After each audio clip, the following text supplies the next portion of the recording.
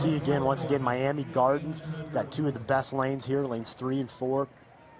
Just an unbelievable program they got down there coming out of Miami. Yeah, you saw Gammons there and Cochran, both out of that Miami Gardens program there in the purple with the yellow headbands. That will be blazing, but don't fall asleep on old Brian Johnson over there in lane 5.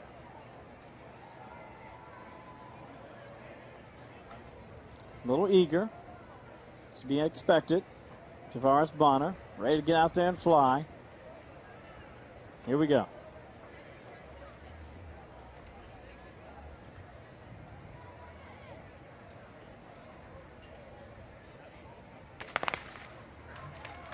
Clean start. Great technique. Oh, it's going to be close, too.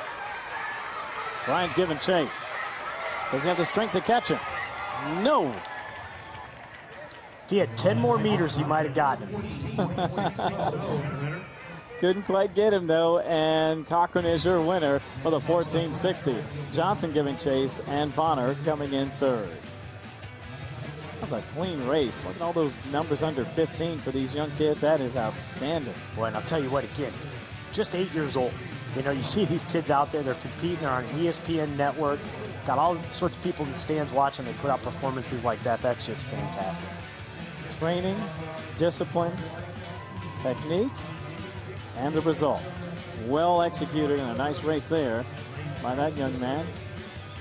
That takes us to come and check out the AAU National Club Track and Field Championships. Next up, it is the boys 4x100 meter relay. Keep an eye out on the road runners and, of course, Miami Garden. Once again, the familiar faces beginning to pop up as the outstanding track clubs continue to surface and move up to the top in the competition. Yeah, I think we're going to see a lot of Miami Garden in these relay events. Yeah.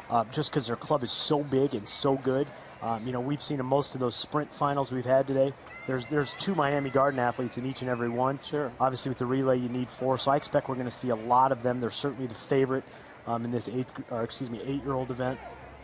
You've got Nemore, the Road Runners. That's another one of those clubs we talk a lot about. Miami Gardens, Jaguar TC, another great club.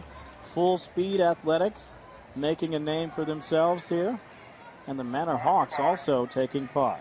I'll tell you, the great thing to see, too, especially with these young kids, is the fact that they've mastered that technique. They're learning how to properly pass the baton, the right way to do it. That means they got good coaching. And that is so important at this young age, that there's good coaches out there. And it's just great to see for the sport.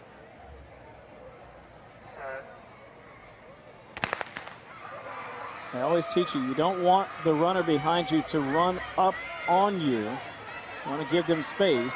You don't want to leave your zone either. No, absolutely. That runner needs to get out. You'll see them. They'll start running right there and turn before the baton gets there. That pass might have been a little early for Miami Garden. They might have been outside the zone, but yeah, you definitely want to leave a few steps and make that exchanged runner run up to you. Oh, Miami Garden, a little bobble there, but they got it in. Oh, that kid is flying too. See, there's a little key. Once you see the kid behind you or the athlete behind you hit the yellow arrow, that's when you're supposed to take off. Get your arm back and go. And you'll see that the better teams do it as well. But in particular at this age, you're taught. When you see your teammate hit the triangle, take off. And boy, did they take off. Wow. Well, Matt, I think Miami Garden just set the record there.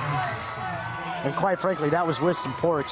Yep, another new national record, and they have a lot of work to do on their exchanges. So they look for them in Detroit. They might even lower that record, but wow. 59-68, a new national club record, and that was absolutely impressive when you consider they had some bobbles along the way, and this one though right there, that's the one that had you worried. But boy, the anchor leg run there by Tristan Simmons, gone. Well, and I'll tell you what, they're lucky on that last achieves for the win. Trinity Whitaker, your winner in the 200 meter dash and the 8 and under for the girls. So now time for the boys, the 8 and unders, and it looks like you know, we talked a bit about Elijah Cochran earlier today, had a very fine run. Bonner will be in there, Brian Johnson as well. and Raylan Wilson, too. Keep an eye on lane 6, but right now your top qualifier would be in lane 4, and that would be Elijah Cochran. Yeah, Cochran got the best lane. And again, he comes from that Miami Garden team. We've talked about him so much today. But Brian Johnson, if anybody were to pull up the upset over Cochran, I think Johnson will be that athlete. So important to get out to that hot start. Keep in mind that when you're talking track and field, especially the 200-meter, you have to think of it as an all-out, just like a 100-meter. You're not putting anything less than your all into every last stride, and that's what we're seeing right here. It's going to be close, and it looks like it's going to be lane 4. Man, Cochran, he just ran that curve like he was shot out of a cannon. Great start, and then, like I said, 2 separate races. He ran that curve perfect. Yeah. Put himself in a great position to come down the straight. That was a thing of beauty there by Elijah Cochran.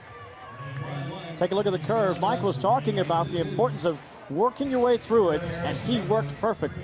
You see, on the outside, Johnson just doesn't look as comfortable. His outside arm is kind of swinging, keep his balance, and it is a different technique. But great race for both these young men. And indeed, the tighter race was for second, and that is won by Wilson. So it's Cochran, Wilson, and Johnson. Jaquan Smith coming in fourth with a decent time, too, of 30.37, but 29.07 is the winning time by Elijah Cochran. That was